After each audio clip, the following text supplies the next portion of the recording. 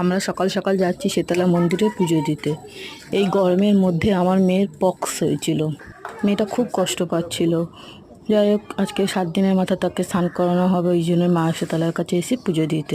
খুব চিন্তা হচ্ছিল এই ছেলে মেয়েকে নিয়ে, এই 7টা দিন কীভাবে ওরা নিরামিষটা খাবে। বিশেষ করে তো আমার ছেলেটা, ও তো নিরামিষ একদমই খেতে পায় না, মাছ ছাড়া ভাত খেতে পায় না। বলতে নেই মায়ের দয়া, হয়তো কি জানি না, অশেষ কৃপা।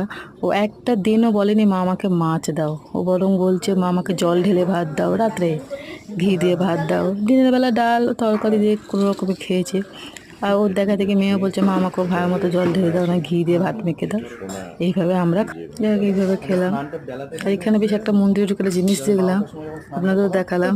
ডাফটা রয়েছে, ডাফের উপর দিকে গাছ হয়ে গেছে, ডাফ গাছ রয়েছে মাসের মনসার সামনে রয়েছে, বেশ দেখতেও ভালো লাগলো। আর এই ঠাকুরমশাই আমাদেরকে বলছে কী কী নিয়মভাবে চানটা করতে হবে।